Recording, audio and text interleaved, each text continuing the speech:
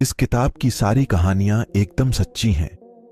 ये कहानियां दुनिया की सबसे अच्छी किताब बाइबल से ली गई हैं। इन कहानियों में बताया गया है कि दुनिया की शुरुआत से लेकर आज तक क्या हुआ। इनमें यह भी बताया गया है कि परमेश्वर ने आगे चलकर क्या करने का वादा किया है।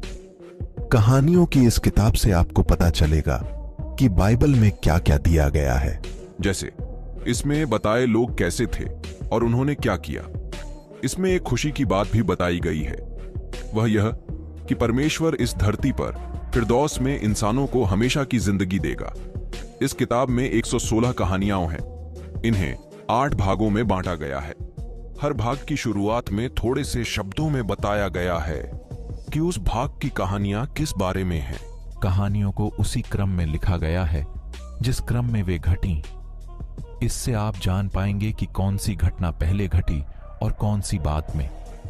कहानियों को बहुत ही सरल भाषा में लिखा गया है। आप में से कई बच्चे तो इन्हें खुद पढ़ सकते हैं। माता पिताओं, आप अपने नन्हे मुन्नों को भी ये कहानियां पढ़कर सुना सकते हैं। ये इतनी दिलचस्प है कि वे आपसे बार बार इन कहानियों को पढ़कर सुनाने के लिए कहेंगे।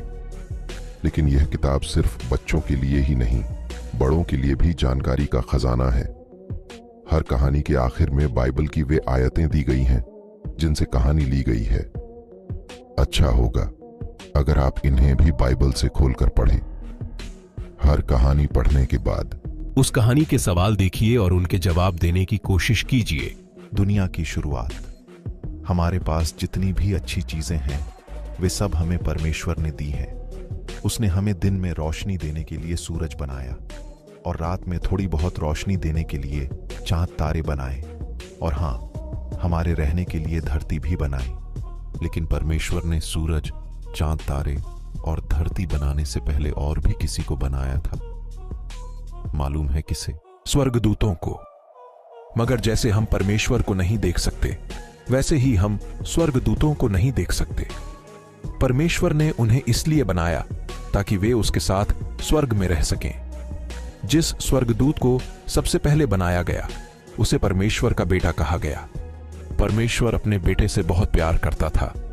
वह पहला स्वर्गदूत अपने पिता परमेश्वर के साथ काम करता था। उसने बाकी सभी चीजें बनाने में अपने पिता की मदद की, यहां तक कि सूरज, चांद, तारे और हमारी धरती को बनाने में भी। पता है शुरू में धरती कैसी थी? उस समय पूरी धरती पर सिर्फ पानी ही पानी था और चारों तरफ अंधेरा छाया हुआ था। इसलिए धरती पर कोई नहीं रह सकता था। मगर परमेश्वर चाहता था कि धरती पर इंसान रहें। इसलिए हमारे रहने के लिए उसने तैयारी करनी शुरू की। जानते हैं उसने क्या क्या किया? सबसे पहले धरती पर रोशनी की जरूरत थी, इसलिए परमेश्वर ने धरती पर सूरज की रोशनी चमकाई। उसके बाद धरती पर दिन और रात दोनों होने लगे। फिर परमेश्वर ने कुछ ऐसा किया जिससे सूखी जमीन पानी के ऊपर आ गई। उस समय जमीन पर कुछ भी नहीं था, न फूल, न पेड़, न जानवर। समुंदर में मछलियां भी नहीं थीं। उस वक्त धरती यहां दी तस्वीर जैसी ही दिखती थी। अभी परमेश्वर को धरती पर बहुत काम करना था ताकि इस पर इंसान और जानवर रह सकें। बाइबल में पढ़े यिर्मयाह 10:12, कुलुस्सियों 1:15-17, उत्पत्ति 1:1-10। आगे बाइबल को समझने के लिए हमारे चैनल पर बने रहे।